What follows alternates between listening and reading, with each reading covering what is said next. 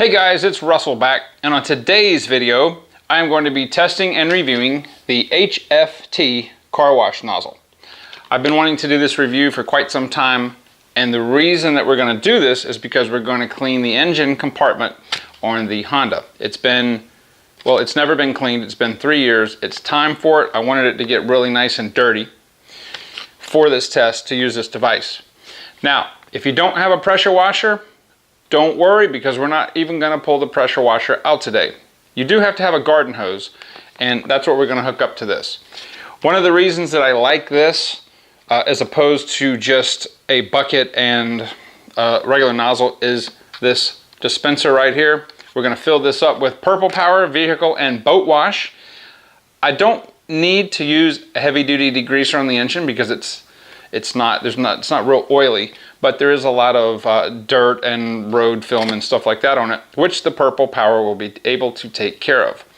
So it's about 76 degrees-ish out there. There is a slight breeze, but we're going to get through it. We're going to see how well the HFT car wash nozzle works, and I think you guys are really going to like this. And I'm going to give you some pointers on how to properly clean the engine compartment on your Honda or any other car for that reason. A little bit more in depth about what to spray and what not to spray. Alright, so we're obviously doing a Honda. This is a 2015 Honda Accord. This is going to generally apply to most all engines. Use some common sense. First of all, don't do this when the engine is hot. You should be able to put your hand on the exhaust and the block, and you should not wrench away in pain. Cold water on a super hot engine block is a recipe for a cracked block to occur. So you don't want to do that. Number two, use a little bit of common sense. I really don't ever use a pressure washer unless I'm cleaning the bottom of the engine that's had an oil leak or spill or something like that. But on the top, there are tons and tons of electrical connectors. Some of the cars may have computers. You could have relay boxes, you've got solenoids, you've got your alternator. Just be mindful. It's okay to get these wet because most modern engines are fairly water resistant, but you don't want to force high pressure water through this, which is the reason we're going to be using the hose. The other thing that I'm not going to spray directly into is the air intake. Your setup may have a different arrangement than this depending on the model of car. And it's okay to get the alternator wet, but don't sit there and just spray into it like that. You could damage the diode or something in there. Again, it's all right to get it wet. It's not going to hurt it. So I'm going to be taking a piece of tinfoil. You could use a plastic bag and just cover this so I don't get water down in there. But everything else, we're pretty much just going to do a nice light foam with the HFT. And again, I'm gonna be foaming everything, not only the engine compartment, but you can see how dirty it is up under the hood. We're going to be cleaning that too. We don't want to leave that dirty. I don't want you guys to be afraid of doing this. Just be cautious and just use some common sense. You know, there are a ton of electrical things and connectors, as I said before, but just use a little bit of common sense and you'll be fine.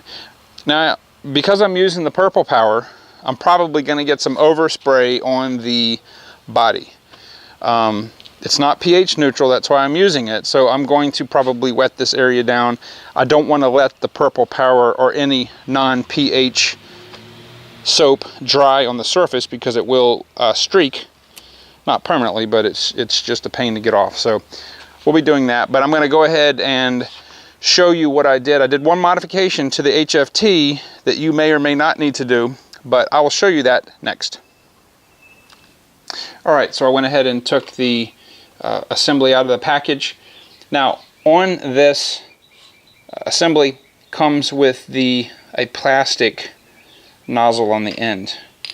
I use quick disconnects on mine, so I went ahead and used some of the Blue Monster PFT thread tape, Teflon tape. This is the best Teflon tape that I've ever used. It's awesome. I'll put a link down on Amazon with it. And I use one of my quick connects so that it will fit on my hose. So that's the only thing, that's the only modification that I did. I don't know if I can do this. Well, I'll do it with it's on the tripod, but yours is going to have, if you get it, is going to have this on there. So that's why I took that off. I have a variety of different things that I can plug in. I've got this is my normal nozzle that I use, and I'm going to go ahead and click this to the hose, go ahead and fill this up with our Purple Power, and we'll be right back. Alright, so I went ahead and filled the Purple Power up about an inch or so from the top, and I've already got the hose assembly connected. Now on the top there is a dial that says water, and it says mix, and there's a little arrow right here. So if you turn it all the way to water, you get nothing but water. Now there's an angle shower, there's angle, which is like this. There's shower, which I'll probably use just to wet the area where I don't want the Purple Power to cling to.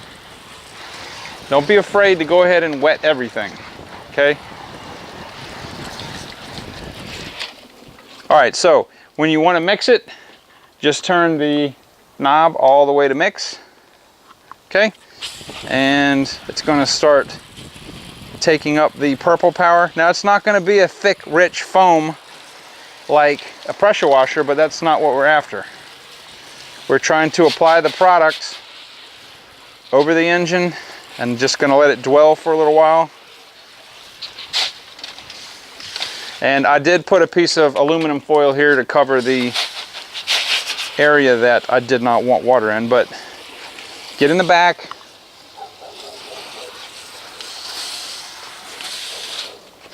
And it's drawing up the mixture as I do this.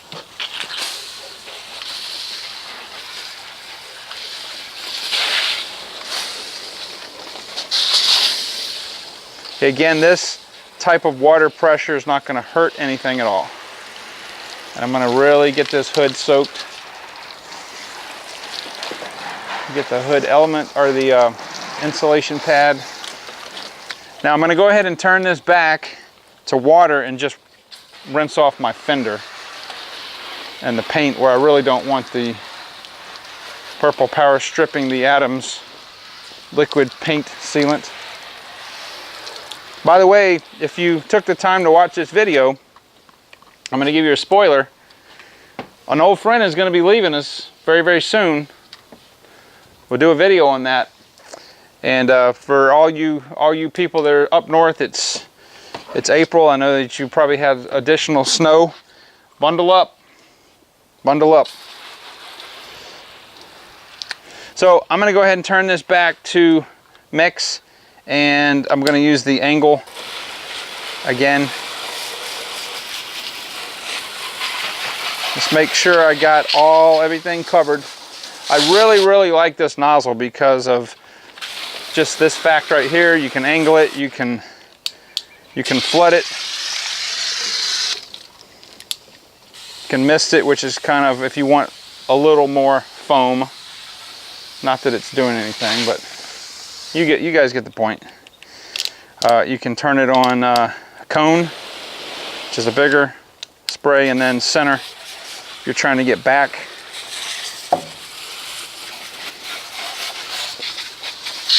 I want this really nice and clean.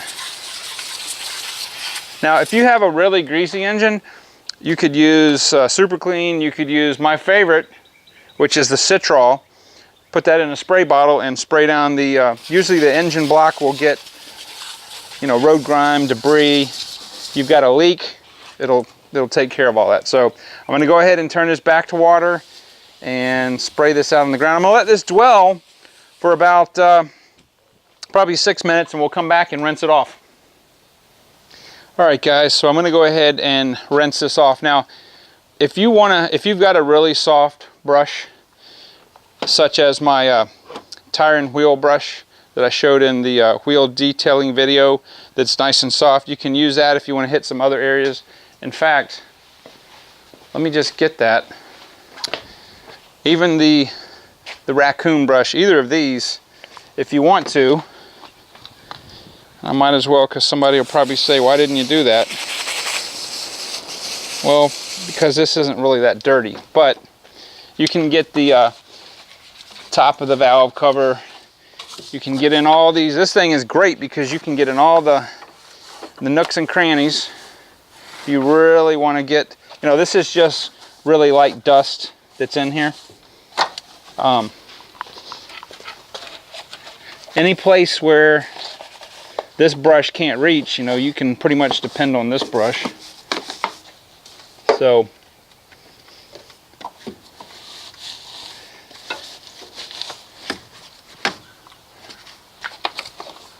you get the idea. All right, so let's go ahead and rinse this, and I'll turn it back to water. I'm going to go ahead and rinse this first. I'm going to work my way top to bottom.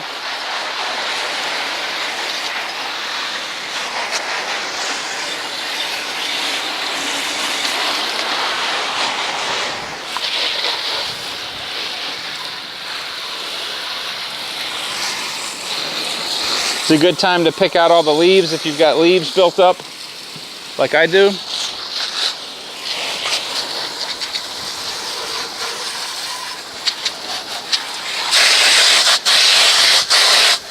Okay, notice I'm spraying everything, but this is a very, very gentle spray.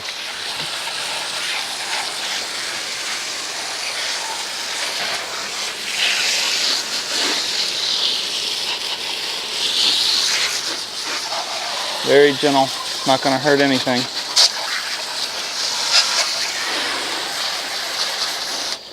So I'm going to go to the center, get a little more pressure on the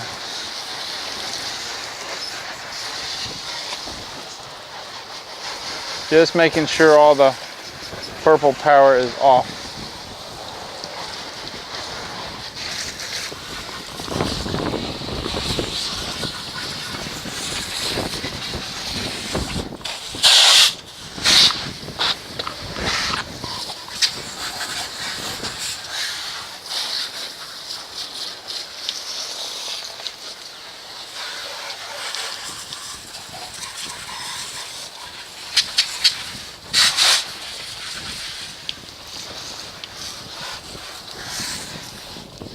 Now you'll notice that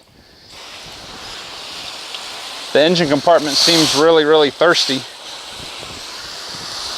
just because of all the nooks and crannies. The water just kind of seems to disappear. So it's rinsed, we're completely rinsed. So at this point,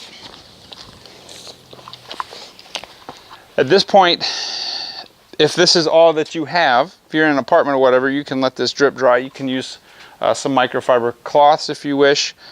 I'm going to get the blower and blow this off just a little bit to speed it up for you guys. Obviously this is not necessary to have. I'm just doing this so you guys don't have to watch a 20-minute video.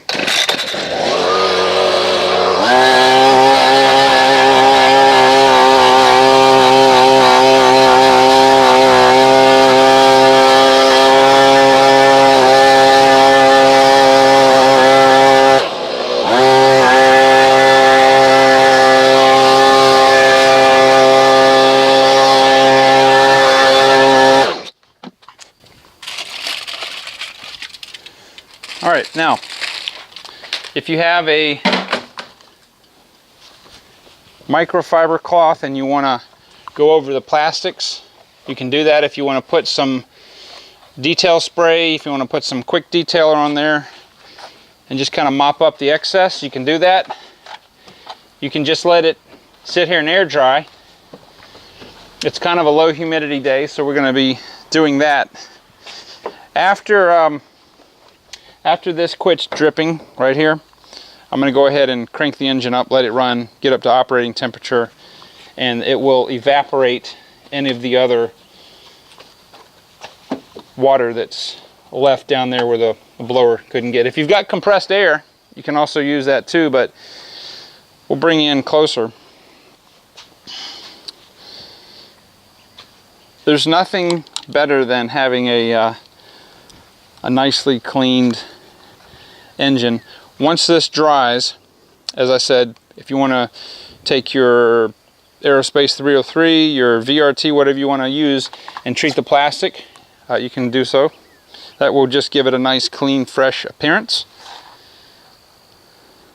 But that's basically all there is to it, guys. It's not, don't try to make it more complicated. Just use some common sense, okay? Anyway, guys, I hope this video was helpful. I hope that you would subscribe if you haven't done so. There will be a lot more videos coming out. We're still not even halfway done with our hybrid soap test that we're going to be doing. Going to have another one of those. Probably shoot that tomorrow. And I will see you guys on the next video.